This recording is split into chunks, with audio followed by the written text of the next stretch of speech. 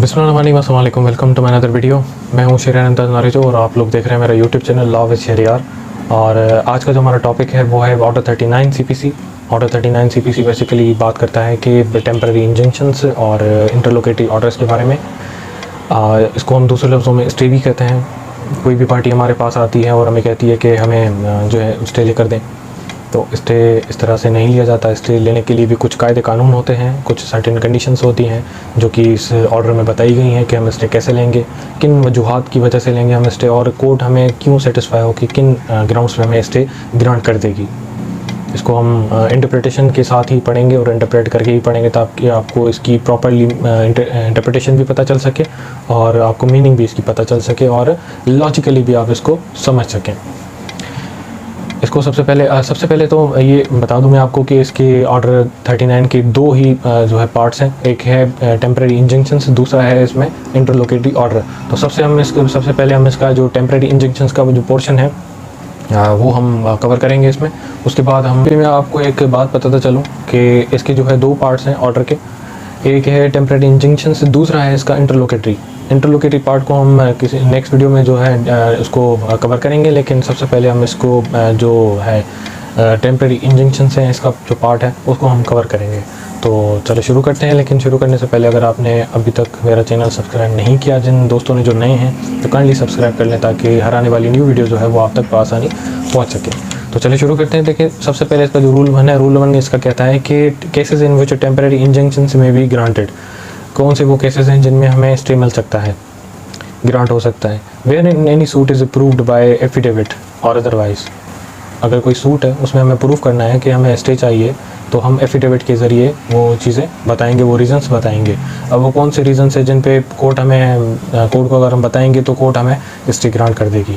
उसका जो क्लॉज 1 है वो कहता है कि देखिए अगर प्रॉपर्टी वेस्ट हो रही है, डैमेज हो रही है या फिर एलिनेट होने का खतरा है तो हम वो चीज़ लिखेंगे और इस एफिडेविट में जब भी हम कोर्ट को सेटिस्फाई कर पाएंगे कि हमें स्टे क्यों चाहिए और कोर्ट हमें स्टे जब ही ग्रांट करेगी। इसका जो क्लॉज बी है वो कहता है कि या तो डिफेंडेंट जो है हमें थ्रेटन कर रहा है, हमें धमका रहा है, या फिर उसका जो इंटेंशन है वो हमें रिमूव करना चाहता है या फिर डिस्पोजेस करना चाहता है उस प्रॉपर्टी से, उसकी वजह से, तो वो हम जो है एफिडेविट के ज़रिए कोर्ट में जमा करवाएंगे। उसके बाद है इसमें कि द कोर्ट में by granting order by grant temporary injunctions to रिसेंट सच एक्ट। कोर्ट एक ऑर्डर पास करेगी और स्टे ग्रांट करने के लिए वो एक ऑर्डर पास करेगी कि उसको रिस्टेंड किया जाए। To make such order for the purpose of staying and preventing wasting damaging and alienation or sale removal or disposition of property as the court thinks fit until the disposal of suit. यानी कि जब तक suit चल रहा है जब तक जो है कोर्ट उसको स्टे कर देगी। अगर जैसे कि उस प्रॉपर्टी का कोई भी नुकसान ना हो, डैमेज ना हो, सेल ना हो, एलिनेट ना हो और कोई भी उसको इंजरी जो है ना पहुँचे तो उसको स्टे कर देगी जब तक सूट चल रहा है। इसका जो 2 है, इसका 2 कहता है कि इंजंक्शंस टू रिस्ट्रेन रिपीटेशन और कंटिन्यूएंस ऑफ ब्रीच। जब हमारा कोई कॉन्ट्रैक्ट होता है प्लेंटिफ और डिफेंडेंट का, फॉर सपोज मैं प्लेंटिफ हूँ और मेरा एक दूसरी पार्टी के साथ जो है वो एक कॉन्ट्रैक्ट हुआ है और उस कॉन्ट्रैक्ट में there are some certain conditions and terms, उन टर्म्स पे जो है उसको फॉलो करने थे, उसको चलने थे, लेकिन वो नहीं चल रहा। तो इसमें ये बताया गया है कि हम सूट स्टार्ट करने से पहले, यानी शुरू में सूट के कमेंस होने से पहले या फिर जजमेंट आने से पहले हम एक एप्लीकेशन दे सकते हैं कोर्ट में कि उसको रिस्टेंड किया जाए ताकि वो डैमेज ना करे, उसको डैमेज कर रहा है तो एलिनेट ना करे, अगर वो एलिनेट कर रहा है तो उसके बारे में ये बता रहा है। तो उसको हम पढ़ेंगे, इंटरप्रिटेशन करेंगे। In any suit for restraining the defendant from committing a breach of contract और other injury of any kind. यानी कि कोर्ट को हम ये एप्लीकेशन देंगे, साथ ही ये बताएंगे कि उसको मना किया जाए, रिस्ट्रेंड किया जाए कि कॉन्ट्रैक्ट की ब्रीच ना करे, वो जो कॉन्ट्रैक्ट में जो टर्म्स एंड कंडीशंस बताए गए थे उनको ब्रीच ना करे, वो उसको प्रिवेंट किया जाए, मना किया जाए डिफेंडेंट को। Whether the compensation is claimed in the suit और नॉट, चाहे उस सूट में कंपनसेशन क्लेम किया गया था या नहीं किया गया था। The plaintiff may at any time, किसी भी वक्त, plaintiff after the commencement of the suit commence होने से पहले, and either before or after the judgment apply to the court apply कर सकता है जजमेंट आने से पहले। एक तो सूट कमेंस होने से पहले, दूसरा जब कुछ सूट चल गया है तो जजमेंट आने से पहले अप्लाई कर सकता है, एप्लीकेशन दे सकता है। किस चीज़ की एप्लीकेशन देगा? For a temporary injunctions, to restrain the defendant from committing breach of contract or injury complaint of, या तो वो उसको एलिनेट कर रहा है या फिर उसको डैमेज कर रहा है, और या तो कोई ऐसी इंजरी उसको पहुंचा रहा है डिफेंडेंट, तो उसको मना किया जाए, इसलिए हम वहाँ पर एप्लीकेशन देंगे जो प्लेंटिफ है। और एनी ब्रीच ऑफ कॉन्ट्रैक्ट, या कोई कॉन्ट्रैक्ट की ब्रीच कर रहा है, और injury of like kind arising out of the same contract और relating to the same property और राइट। देखिए, जब हमें कोई किसी प्रॉपर्टी में हम क्लेम करते हैं कि हमें स्टे दिया जाए, तो कोई ना कोई हमारा राइट होता है, हमारी अपनी प्रॉपर्टी होती है, जब भी हम उस पर जाके स्टे लेते हैं। तो ये चीज़ हमें प्रूफ करनी पड़ती है कि वो प्रॉपर्टी हमारी है और हमें उस पर स्टे दिया जाए। तो ये सिंपल ये कहता है कि हमें जो है वो, अगर उसमें कोई कॉन्ट्रैक्ट हुआ है, उसमें कुछ सर्टेन कंडीशंस में डिफ़ाइन की गई है, तो उसमें हम एप्लीकेशन देंगे कोर्ट में, कमेंस, चाहे सूट कमेंस होने से पहले या फिर जो है जजमेंट आने से पहले, उसमें बताएंगे कि हमें ये जो है वो ग्रीवांस है, तो हमें स्टे दिया जाए, ताकि जो डिफेंडेंट है वो एक तो ब्रीच ऑफ कॉन्ट्रैक्ट ना करे, उसको रिस्ट्रेन करे, दूसरा कि वो डैमेज ना करे, इंजरी ना पहुँचाए उसको, तो उसको जो है रिस्ट्रेन किया जाए। इसका जो 2 है वो कहता है कि द कोर्ट में by order grant such injunction, court एक ऑर्डर पास करेगी और उसमें जो है इंजंक्शन ग्रांट करेगी ऑन सच टर्म्स, उन टर्म्स पे, as to the duration of injunctions, जैसे कि जितनी की इंजंक्शन से दी जा सकती है, keeping an account for giving security और otherwise as court thinks fit. तो उस पर जो है कोर्ट कोई सिक्योरिटी भी ले सकती है कि आप जो है जब तक ये ड्यूरेशन चलेगी इंजेक्शन की, तब तक आप कोई भी उसको जो है डिसोबीडेंस नहीं करेंगे। अब आता है इसका 3 कहता है कि इन केस ऑफ डिसोबीडेंस, अगर डिसोबीडेंस करता है और breach of any of such terms, the court granting an injunctions में order the property of the person guilty of such disobedience or breach to attach, and may also order such person to be detained in the prison for the term not exceeding 6 months। यानी कि अगर एक order हो जाता है, पास हो जाता है, उसके बाद वो जो पार्टी है वो उसको डिसोबीडेंस करती है, यानी उसके जो टर्म्स और कंडीशंस बताई गई थी उसको भी ब्रीच कर रहा है, तो कोर्ट ऑर्डर कर सकती है कि इसकी जो प्रॉपर्टी है वो अटैच की जाए। अटैच करने के बाद इस जो है इसको, या तो अगर कोर्ट को ठीक लगता है तो कोर्ट कहेगी कि इसको जो है फॉर द 6 मंथ्स इसको डिटेन किया जाए जेल में, तो उसको जेल भी भेज सकती है। अब इसमें आगे बताया गया है कि कितने टाइम के लिए, कितने टाइम ड्यूरेशन के लिए उसको उसकी प्रॉपर्टी को अटैच किया जाएगा। तो इसमें हम पढ़ते हैं आगे, इसका जो 4 है, 4 कहता है कि जो अमेंडमेंट हुई थी उस अमेंडमेंट में no attachment under this rule shall remain in force for more than 1 year, 1 साल के लिए ही उसको अटैच किया जाएगा उसकी प्रॉपर्टी को। At the end of the time, which time, जो टाइम बताया गया उस टाइम के एंड होने के बाद, if the disobedience of breach continues, और फिर भी वो डिसोबीडेंस कंटिन्यू करता है वो जो पार्टी है, द प्रॉपर्टी अटैच्ड में बी सोल्ड, तो उसकी प्रॉपर्टी सोल्ड की जाएगी, बेची जाएगी, और बेचने के बाद जो इंटाइटल्ड पार्टी होगी उस पार्टी को जो है वो अवार्ड जो है कोर्ट ग्रांट कर देगी।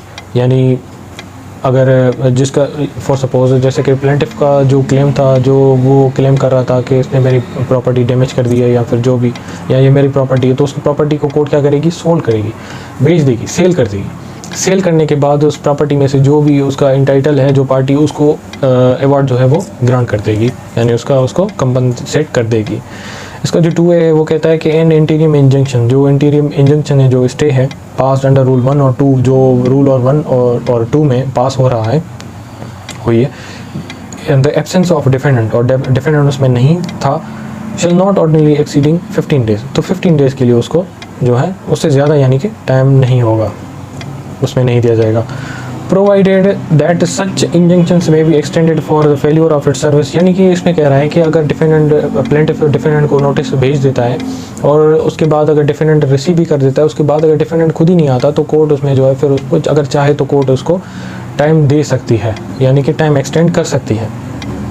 अब इसका बी है, टू बी कहता है the court of injunctions made under rule 1 और 2, जो इंजंक्शंस जो स्टे दिया गया है रूल 1 और 2 में, after hearing of the parties after notice to the defendant, यानी पार्टीज को सुनने के बाद, नोटिस सर्व होने के बाद, shall cease to have effect on expiration of 6 months, तो 6 मंथ्स के लिए जो है उसको फिर एक्सटेंड कर देगी। अगर कोर्ट चाहे तो और वो जो रीजंस हैं एक्सटेंड करने के वो भी कोर्ट अपने पास रिकॉर्ड कर लेगी। उसके बाद इसका जो प्रोविज़ो है वो प्रोविज़ो इसमें ये कहता है कि जो भी जितना भी एक्सटेंड कर देगी और जो भी एक्सटेंशंस की जो रिपोर्ट है वो हाई कोर्ट में भी एक जमा करवाएगी कोर्ट। वो हाई कोर्ट में बताएगी कि हमने क्यों इसमें जो है वो एक्सटेंशन दी है, तो वहाँ पर भी सबमिट कराएगी।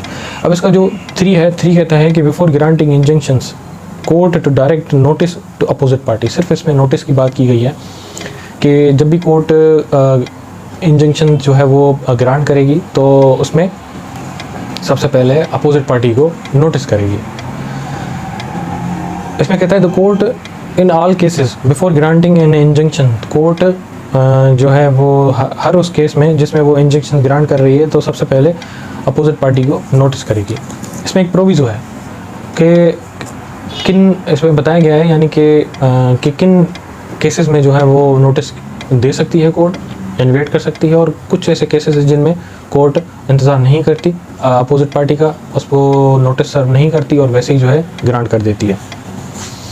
प्रोविज़ो इसमें except in the case of sale of goods for the default in payment. अब वो कौन से केसेस हैं? एक है सेल ऑफ गुड एक्ट का है जिसमें टाइम स्पिलिटेड है, इसमें देना जो है वो ज़रूरी है नोटिस।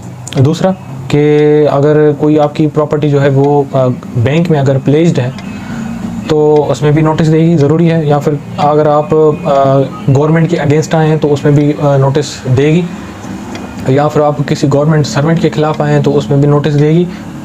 उसके बाद अगर आप किसी स्टैट्यूटरी अथॉरिटी या फिर बोर्ड या फिर कॉर्पोरेशन के अगेंस्ट आते हैं तो उसमें भी कोर्ट जो है नोटिस देगी, सर्व करवाएगी। उसके बाद ही जो है वो जो है स्टे ग्रांट करेगी। अब वो कौन से केसेस हैं जिनमें देना ज़रूरी नहीं है, नोटिस सर्व करना ज़रूरी नहीं है, और कोर्ट को लगता है कि इसमें जो है वो अगर हम नोटिस सर्व करेंगे तो उसमें टाइम लग जाएगा, और कुछ ऐसे केसेस होते हैं जिनमें नोटिस अगर हम कोर्ट करती है तो उसमें फिर डैमेज हो सकता है, या फिर जो है उसको इंजरी पहुंचा सकती है, या फिर एलिनेट हो सकती है वो प्रॉपर्टी, तो उसमें देना ज़रूरी नहीं होता। कुछ ऐसे केसेस भी होते हैं।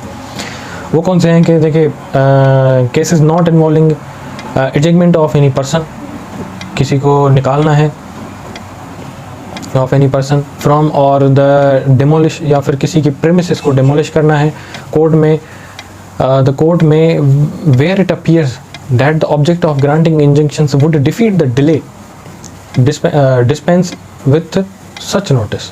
अगर कोर्ट को लगता है कि हम इसमें नोटिस करेंगे तो इसमें जो है डिले हो सकती है, और उसके डिले होने के नतीजे जो निकलेंगे वो जो है फिर उसको प्रॉपर्टी को एलिनेट भी कर सकते हैं, या फिर उसको डेमोलिश भी कर सकते हैं, उसको तोड़ भी सकते हैं, यानी उसको एलिनेट भी कर सकते हैं, यानी कि ट्रांसफ़र भी कर सकते हैं। तो उसमें देना ज़रूरी नहीं है। जिनमें देना ज़रूरी था उनमें जो है उसका सर्टेन टाइम पीरियड भी बताया गया है कि हम अगर गवर्नमेंट सर्वेंट को देते हैं, या गवर्नमेंट को देते हैं, किसी कॉर्पोरेशन को देते हैं, यानी किसी भी ऐसे जो ऊपर बताए एक्सेप्शन में बताए गए थे, तो उसका टाइम लिमिट क्या होता है, कितने दिन के लिए चले देना भी है तो कितने दिनों के लिए दे सकते हैं, वो बताया गया है। कि अगर हम गवर्नमेंट को, गवर्नमेंट सर्वेंट को, या फिर किसी अथॉरिटी को या कॉर्पोरेशन को अगर हम नोटिस सर्व कर रहे हैं तो कम से कम हम 2 दिन के लिए उसको कोर्ट देगी, नोटिस भेजेगी, और ज़्यादा से ज़्यादा 7 दिन के लिए उसको नोटिस जो है भेजेगी। उसके बाद 4 है इसका, ऑर्डर फॉर इंजंक्शन से में भी डिस्चार्ज, वेरीड और सेट असाइड। डिस्चार्ज भी कर सकती है अपने ऑर्डर को, वेरीड भी कर सकती है, और उसको सेट असाइड भी कर सकती है। कोई भी पार्टी अगर डिससेटिस्फाई हुई है, यानी जिसके खिलाफ है, ऑब्वियसली तो वही पार्टी जो है डिससेटिस्फाई होगी, और वही जो है इसी की जो है एप्लीकेशन देगी उसी कोर्ट में ऑर्डर 39 रूल 4 की, कि हम जो है डिससेटिस्फाई हैं और हमें इस अपने ऑर्डर को जो है वो काइंडली सेट असाइड करें, वेरीड करें, या फिर डिस्चार्ज कर दें। इसका जो 4A है, 4A कहता है कि injunctions to cease to be in force after certain period. इसका मैं आपको मतलब बता देता हूँ। इसका मतलब ये है कि कोर्ट जो है इंश्योर करवाती है कि हमने जो टेम्परेरी जो इंजंक्शंस दी है, ग्रांट की है, उसका मिसयूज़ ना करे, कोई पार्टी उसका मिसयूज़ ना करे जिसके हक में वो दी है, और जो अपोजिट पार्टी है उसको हरास ना करे। इसका सिंपल मकसद ये है। उसके बाद हम आते हैं इसका जो 5 है, इसका 5 कहता है कि injunctions to corporation binding on its officers, यानी कि जो इंजंक्शंस कोर्ट ने ग्रांट किए हैं वो सिर्फ उस कॉर्पोरेशन पे, उस जो है इंस्टीट्यूट पे ही जो है बाइंडिंग नहीं है, बल्कि जो उसके जो ऑफिसर्स हैं उन पर भी बाइंडिंग है। चाहे वो ऑफिसर्स जो है जिस वक्त ग्रांट हुई थी जो स्टे उस वक्त थे, अब नहीं है, तो उन पर भी बाइंडिंग है, और जो करंट है उन पर भी बाइंडिंग है। तो उसको पढ़ते हैं। In an injunction directed to the corporation is binding not only the corporation itself, but also on all members and officers of the corporation whose personal action it seeks to restrain। यानी कि जो officers थे उस वक्त जिस वक्त grant हुई थी, तो ये सिर्फ उस कॉरपोरेशन पे बाइंडिंग नहीं है जिनके लिए कोर्ट डायरेक्शन दे रही है स्टे का, तो ये सिर्फ उस कॉरपोरेशन पे बाइंडिंग नहीं है, बल्कि जो मेंबर्स हैं वहाँ के और जो ऑफिसर्स हैं, चाहे वो अभी के हैं चाहे वो पहले के हैं, उन पर भी ये चीज़ बाइंडिंग है। ठीक है, तो सिंपल इसका मकसद ये था। तो इसको हम यहीं पर ही आज समअप करते हैं और नेक्स्ट वीडियो में जो है हम इसका जो सेकंड पार्ट है, इंटरलोकेटरी जो है पार्ट है, उसको हम कंटिन्यू करेंगे इंशाल्लाह। तब तक अपना बहुत सारा ख्याल रखिएगा और मेरे चैनल को भी सब्सक्राइब कर लीजिएगा और उसको शेयर करिएगा मेरे वीडियोस को। Thank you so much.